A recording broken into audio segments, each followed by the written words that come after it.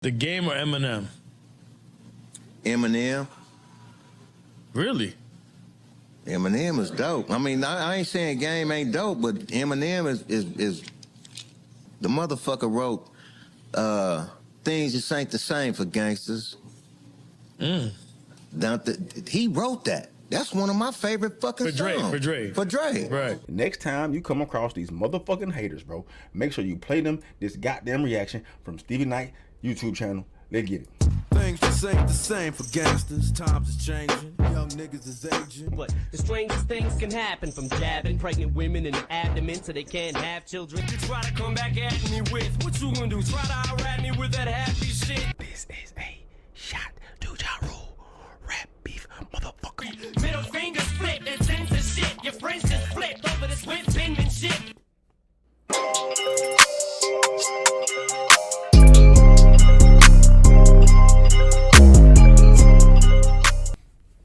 What up, Night Nation? It's your boy, Stevie Knight. About to get on one of these things, you feel me? What's good, my Patreon family? Was cracking with y'all, man. So, I don't fucking know. I've been getting sent this video quite a bit for the past few days, man. This title, How Eminem Really Makes His Music, deep dive. So I don't know what's going on, what's taking place, who done it, who did it, whatever. But y'all want it, y'all got it. Here we go, man. Patreon shit, let's get it. There's no way to put it other than to say that Eminem is one of the most successful artists in music history. His album sales, Billboard hits, and accolades speak for themselves. You know, obviously Eminem is the biggest rapper of all time, statistically. But this video isn't about the numbers. It's about the magic that goes into creating them. This video is about the studio. Marshall Mathers is one of the most technical rappers to ever touch the mic. His rhyme structure and flow are hard to match, and say what you want about M, but his bars have been top tier for almost 3 decades. The guys best with Nas, bumping dots effects and erect up dots and then drop 2 extra strength watts and Vicodin it out my pocket. They cost less. I'm a hot mess because I tripped and got my head stuck in a wasp nest in the process. Awesome. There are few people who take their craft as seriously as M does. If 10,000 hours is the mark for mastery, this man could teach a masterclass on rhyming. In this video, we're gonna take a look at what it's really like to work with Eminem in the studio, from his writing process to how he collaborates, straight from the mouths of artists like Kendrick Lamar, Jay-Z, Nicki Minaj, 50 Cent, and more. The first thing to know about Eminem's process is that he treats rap like a job. Writing rhymes... I know this. He treats it like a 9 to 5. Man, y'all better not be showing me some shit I already fucking know, man. Come on, man. Like a 9 to 5 to him. No, literally. M will clock in at 9 a.m. and leave at 5 p.m. like he's working your average day job. Just listen to Akon talk about working with Eminem on their 2000s classic, Smack That. Working with him made me look at the business different, because he was the first artist that I worked with that actually treated the business like a real job. Like, he comes in at 9 a.m. every day to the studio. And he be like, we ain't done with the record. Like, it's 5 o'clock, I'm going home. I'll come back, finish the record tomorrow. I seen this. Lunch break at 1. And it's out of there by 5 p.m. Like, it's like a schedule. And I didn't expect that from him. Because when the first day I came around 6. I'm expecting, okay, we're gonna do an evening session. I get this studio, oh, M just left. I was like, yo, M, where you at? He said, I'm out of here. I said, well, I'm at the studio, I just got here. You coming back? He said, I'll be back there at 9 a.m. So, I'll see you tomorrow. Yeah, I'm clocked out. I'm done. Yeah, like literally, I'm clocked out. Like, I felt like you joking, right? He said, no, I'm serious. I see you at 9. You gonna get up early? I said, yeah, I gotta be there. So I get there at 9, and he shows up on time. Plays some beats, we robbing, we rocking. So I'm in the middle of writing the record. He's like, yo, I'm about to go out for lunch. I said, all right, cool, I'm gonna meet you after. He said, you're not gonna take no lunch? I said, no, I'm not hungry, I'm just gonna work. He said, all right, cool. He goes, takes lunch, hour, come back, he's back, what we got? I play him the record, play him the chorus, he said, oh, this is it, boom. He goes into his verse, 5 o'clock come, he's halfway in. He's like, all right, bro, I'm gonna see you tomorrow. So at this point, I'm like, yo, but your verse almost done, you ain't gonna finish it? No, I'll finish it tomorrow. And it seems like he doesn't do much else besides rap. Here's 50 joking about how dedicated M is to his work. M is a lab rat. I don't know if you know this, but you don't see him unless he's scheduled to be somewhere. Other than that, he's probably writing something new now. But while he's in the studio, he does a lot more than just work on his bars. M is involved in every part of the process of music making. Just Blaze even recalls M tweaking his own vocals. M is there when you're making the beat sometimes. He's there when you're mixing. He's there tweaking and mixing his own vocals. He has like dog hearing, so he'll be like, turn this up a half a dB, turn the bass up like a quarter dB at this frequency. Like, he's very much of a scientist with it, where Jay is just more so like, sounds good, all right, cool now. He cares about every aspect of the song, from an internal rhyme pattern to a sound effect. When I spoke to Scott Storch, he told the story of M spending so much time creating sound effects that Dr. Dre had to tell him to stop. I remember a time where he was going crazy with the sound effects and just going super obsessive, and he just could not let go of this album and turn it in. And Dre was like, all right, enough of the sound effects. Like, you got enough, but the shit's done. Although writing may not... And that's saying a lot, because Dre's intense too when it comes to creating music. I mean, everybody says he goes through shit with a fine-tooth comb, so to hear him say that shit about Eminem shows how motherfucking hard-working this fool is, bro. It's pretty incredible. Not be the only thing Eminem is concerned with in the studio. It's definitely the spark for all of the rest of his inspiration. My mind, 24/7, aside from one. family stuff, obviously, is constantly thinking of ways to bend words, or, you know, I may, like, if I don't got paper, I'll write it on my hand or whatever. And sometimes when I fill up the hand, then I'll transfer it to paper. It seems like all Eminem thinks about is rhyming words together, and writing it all down helps him clear his thoughts. I consider myself day to day an average person, like, you know, pretty normal. You know, my thoughts when I write, thoughts up in my head, things that I think of, I think everybody else thinks a lot of this shit I think of too, they just don't say it. And my thing is I just say it. What I love about rap is that it feels like it's puzzles to me. Like, words are like puzzles, and trying to figure out a puzzle and trying to figure out what word can go here and how many words can I make. Like, if I can take a rhyme, like, I'm real into the craft, like, just of the, you know, MCing, and I feel like I always think, like, how can I figure this puzzle out? Like, how can I take words and put them at the end of the sentence, but in between maybe make some words rhyme in between that rhyme, and like sandwich them. You know what I'm saying? Internal rhyme scheme. So sandwich those words and try to make them rhyme inside of the phrase, and then come back outside and try to rhyme with the word that I ended on the snare. Rihanna talked about working with M on Love the Way You Lie Part 2, and she describes the amount of ideas that Marshall has on a daily basis. He has so much in his mind that I almost feel lucky for him that he has music. I feel like he has so much in his head that... That's a bar, because if he didn't have music, how else would he able to get that shit out? That's a bar. That's dope. That's dope. Music is such a great release for him. He's one of my favorite artists. It's almost like if he didn't write things down, he'll lose out on classic bars. Like, I'm not good at keeping thoughts. I get scatterbrained sometimes, and I might try to remember, like, what was I thinking of earlier? And I won't remember it, so I gotta write it down. So I write my rhymes on anything. A lot of rappers like Hov and Wayne gave up on using a pen and pad early in their careers. I know I'm kind of, I don't know if this is gonna sound corny or not, bro, but I can relate to what he's saying, being scatterbrained and shit, because, I mean, it ain't no rap shit, but, you know, coming up with ideas, creating, trying to do shit different ways, and what to say and what to address and blah, blah, blah.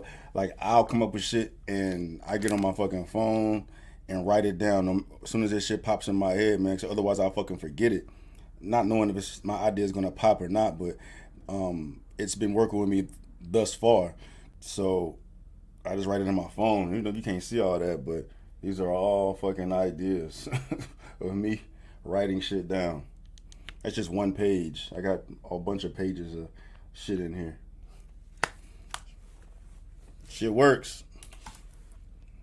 Anything. A lot of rappers like Hov and Wayne gave up on using a pen and pad early in their careers.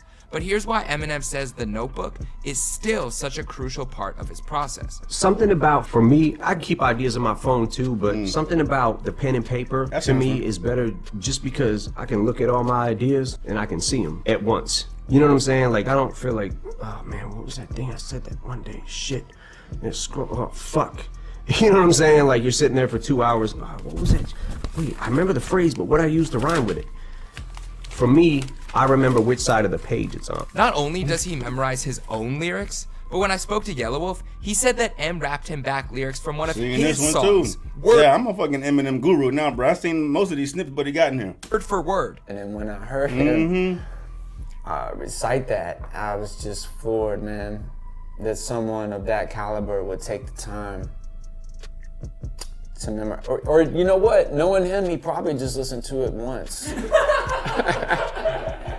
And it seems like M takes inspiration from all over the place. 2 Chainz talked about his experience working with Marshall, and apparently this one thing was giving him anxiety. So M telling me like he listens to Kendrick and he listens to me, he telling me like he telling me like the Kendrick, what he likes about Kendrick, and he telling me like basically like a lot of my metaphors give him anxiety. Like he be like, he never know what I'm gonna say. Like, man, I don't never know, man. You give me fucking anxiety with this. I'm like, man, it's really an honor. But you saying this, you know what I'm saying? Because you know we know where you are as far as the food chain. He's very hyper-critical of detail and hears the music in a very deep way and hears internal rhythms in track and writes words to work on so many different levels rhythmically within what's going on musically, to where if we change a little thing in the track to better the track, it might not work in his mind how it relates to what he's saying and how he's phrasing. He's phrasing so glued to the music and written that way, like just sees it as not just riding the flow, it's much more commercial stuff. The thing about Eminem is that he's never afraid to show his respect publicly to those he admires. Until I Collapse, M had the classic bars about his standing within the game as he showed love to some of the greatest. And when I spoke to Jadakiss about his mention on the song, he seemed grateful to be put amongst the pack of GOATs by someone of Eminem's stature. Until I Collapse, he listed you in that list of like Reggie, Jay-Z, Tupac, and Biggie, Andre from Outkast, Jada, Corrupt, Nas, and then be like, when you hear a song like that, do you remember where you were when you heard that bar? I was somewhere in the galaxy, but you know, it's a beautiful thing. Like when your colleagues and dudes like M mention you in songs like that on that kind of level, you appreciate it, you know, and that's what you do it for. But even though he is held in such high regard when it comes to his rhyming, M actually isn't afraid to take criticism either. Here's The Game talking about Eminem asking for his feedback on a verse for their collab off the documentary. I wanted to just quickly go back to your conversation with M about those verses. What was the back and forth about? It wasn't back and forth. Eminem was just, he was more concerned about it being my record. He wanted it to be structured the way I wanted it, and he wanted to make sure that, Eminem asked me what I thought about his verse. That was crazy. What'd you say? I mean, I said what the fuck I was supposed to say. Even if it was fucking whack, I was gonna say like, yeah, it's fucking classic. But it's M, and it's like, why are you asking me how I feel about the verse? But even Nah, hey, look, man, Eminem is Eminem, and I like Eminem. He's one of the fucking good MCs, great MCs. He raps fella, you know what I'm saying? Ficky. He do all that shit, Eminem. And I used to think Eminem was better than me. So what you saying right now? He's not. That's it. Listen to the way Game worded that. He said, of course he was gonna tell Eminem that his verse was fire. Imagine the pressure of being honest with Eminem, even if you did think his bars were ever not on point. Just Blaze recalled a story where he did just that, and here's what Marshall's reaction was. I seen this A lot of times I can say to certain people, just do that verse over, or you're a little offbeat, or your second verse is kind of weak, and they don't think anything of it because we had that rapport. So when my first, it's not even about having that rapport with a motherfucker like Eminem. Though. It's like, telling LeBron how to do some shit with ball. You're talking about a savant of his art. So when it comes to being critical of somebody, your best option is to keep it a buck with him. You know what I mean? Hopefully he's not a fucking asshole. What I'd imagine that most motherfuckers that are savants within their respective art or sport probably got the big head, think they fucking shit don't stink, and don't want to hear criticism from anybody. But fuck that. They ain't whatever. You just still gotta stand. You still gotta keep it 100, man. You don't want to be no motherfucking punk out here, bro. But I think it's more than just rapport with a motherfucker like Eminem, and he seems to be a fucking humble guy. So I'd imagine, I know what's going on with the story though. Like Eminem is going to take what he said to heart and fix what the fuck Just Blaze criticism was, which I respect. But just thinking out loud. day, on my second day of working with M on Recovery, we're doing this one song, and I just kind of said to him, like, yo, your second verse, you kind of went off course a little bit, subject matter-wise, and your third verse, your flow's a little off. I just left it at that. I didn't think anything of it. And he was facing away from me. He was, he's facing, I'm talking to him from behind. He just turns around and he's like, I don't hear that, dog. And I'm like, oh, I fucked the money up. I knew it was over after I'm that. not gonna go out like that though. That would be a terrible fucking thing to do. That would be terrible for his reputation. Not gonna go out like that. I knew it was over. And then I tried to salvage it, and I'm like, well, no, what I mean is, in your second verse, you're not really talking about X, Y, and Z. And in your third verse, if you notice, the flow kind of diverts in a weird way. I was trying to clean it up, but it was a wrap. So about 3 hours later, I'm sitting in his lounge, waiting to probably be sent home. And his right hand, one of his right hand people comes and hands me a phone. They're like, here. I'm like, who's it? They're like, it's Marshall. So I'm like, hey, what up? He's like, yo, you're a fucking alien. And I'm like, what are you talking about? He's like, how did you hear that shit? And I'm like, dude, what are you talking about? And he's basically like, he's like, after you said what you said, I went home and listened to the song 30 times to try to understand what you were saying. And I eventually heard it, and I realized where, that I agree with you. So he's like, yo, thank you for that, because nobody has ever really coached me. From the second Dre found me, I was vocal producing everybody. So nobody's really ever gave me negative feedback. So I appreciate it. It's not just M feeling the pressure to perform. In fact, other rappers have said that being in the studio with Eminem makes them bring out their A game when it comes to the bars. Slaughter. Here's Tech 9 talking about how Marshall brings out the competitive spirit in MCs within the studio. I think he makes everybody want to come with their A game because he's an elite MC. We are also, you know what I'm saying? That's one of the qualifications you have to have for Strange music. You know what I mean? I love extreme lyricists. And to me, he's the extreme lyricist when it comes to wordplay and all that, the emotion and everything. And there's this classic story about how Eminem tested Kendrick Lamar's writing ability in the studio when they first met, just to prove that he didn't have a ghostwriter. He'd heard that Kendrick Lamar was the best rapper, and he invited him to the studio to get him on a song, and he arrived, and Kendrick came with all his mates. And Eminem said, I just want you in the studio, just you on your own. And then my engineer's going to come in and then record you doing it, but your mates aren't allowed in. And then Kendrick did it, wrote a sick verse, and then everyone came in to listen to it. And Eminem said he did it to test Kendrick because he thought he had a ghostwriter, and he then realised that he didn't. And I love it. Never heard that one. That's tough. Real recognized, real on that shit, bro. Woo! I bet Kendrick was like eating that up. What, you thought I had a ghostwriter? And then to prove that he didn't have a ghostwriter in that way after writing a sickest verse, put some motherfucking respect on my name, Eminem. God damn it, I love it. That's hard, boy. Did it to test Kendrick because he thought he had a ghostwriter, and he then realised that he didn't, and then claimed that he was the best. Plus, Eminem isn't afraid to give his honest feedback either. Here's Nicki Minaj talking about how M replied to a song that he just didn't think was a good fit for him. I didn't think it was gonna happen. I mean, I remember we kept talking about it, and I kept thinking, I seen this one too. I really was saying in my head, I know it's not gonna happen, but it doesn't hurt. So I sent him one record, and he didn't love it.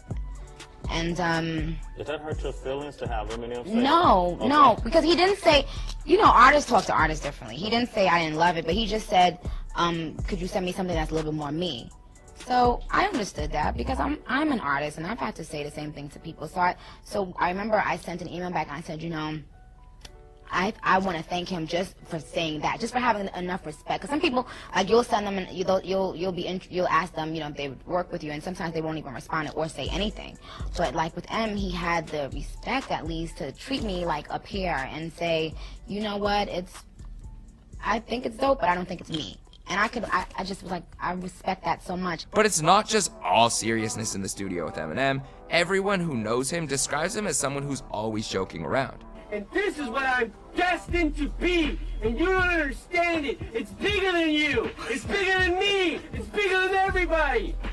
It's the band, dude. be. I don't have the rage anymore that I used to have, but I still have the exact same passion. Sometimes it doesn't always come out the right way. You know what I'm saying? Sometimes it's just like, oh, what the fuck is that? And then we'll take a pause, man. You know what I'm saying? Like, who are you? Like, I don't know who I'm competing with, but I just want to be. There's a lot of great rappers. There's a lot of great artists. There's a lot of great rappers coming up in this generation now that it's like, I'm watching it and I'm loving it, and just the competitive spirit in me wants to keep up with the best of the best. Nicki Minaj even said that working with Eminem on Roman's Revenge was the most fun she ever had recording a song. It gave me life, darling. So you collaborated with him? No. I collaborated with Slim Shady. One of the few criticisms about Eminem's music over the past few years has been that he doesn't have anything to talk about anymore and is only just showing off how well he can rhyme. But in my rapper brain, I'm a content nigga. You gotta say something. You have not said anything for the better part of a whole fucking decade. But this clip of Bitch, you retired, dog. Shut the fuck up. Em talking about the difference between rapping and rhyming could put that into context. One of the things that's happened to me over the years is rapping gets harder, but rhyming gets easier. I seen this. If that makes any sense. Rhyming gets easier because when I think of a couple phrases or whatever it is, I think of so much shit that rhymes with it, you know, and connecting the syllables and all, doing all that, like. But by the time it's all said and done, is this different than anything I've done? But when I say rapping gets harder, is because said everything already. The further along you get in your career, there's less places to go that you haven't been. Overall, Eminem has left his mark on music whether or not he ever wants to drop another album. Although with his love for the craft, I don't know that there will ever be a day where Shady doesn't return. His influence runs deep though. In fact, some of the biggest stars of today, like Kendrick, Cole, and Big Sean, have all stated that Shady was a big influence on their career. Eminem is, one of the greatest of all time. And nobody can take that from him. I can't take it. New artists can't take it. No, nothing. That boy wordplay is out of this world. Excluding the fact of whatever racial color or hip-hop is hip-hop, and he got it. From his first 3 albums, I was like all the way in. You know what I mean? I'm still all the way in because he's still amazing. But, that was a point in my life, a very pivotal point in my rap career. My first song I ever made was literally just biting Eminem and Nas. And his rhyming ability continues to amaze fans more than 20 years after he started out in the game. We may never see somebody come into the game and shake things up like Marshall Mathers did, but as hip-hop fans, we can only be thankful that we witnessed it. For Hip Hop DX, I'm Jeremy Hecht, and this has been another DX Deep Dive in the... That was dope. Especially, it was dope how they put it all together, man. Surprised that I probably was familiar with at least 75, 80% of the content that was in there, which means I'm probably an Eminem subject matter expert at this point. Even though I have yet to do Marshall Mathers LP 2, Revival, Kamikaze. Are those the only 3 I need to do? Yeah, it's only 3 more albums, huh? Right? Infinite, Slim Shady LP, Marshall Mathers LP, Eminem Show, Encore, Relapse, Recovery, Marshall Mathers LP 2, Revival, Kamikaze, and Murdered by B-Side. Damn, almost done. But yeah. So I was about to say, I know about 75%, but I haven't, went through everything yet. But I pretty much gone through all Eminem's catalog, man. So that's pretty dope. It's pretty dope, man. But anyway, man, love y'all. Appreciate y'all. Patreon family out here grinding the ground all the time. Peace.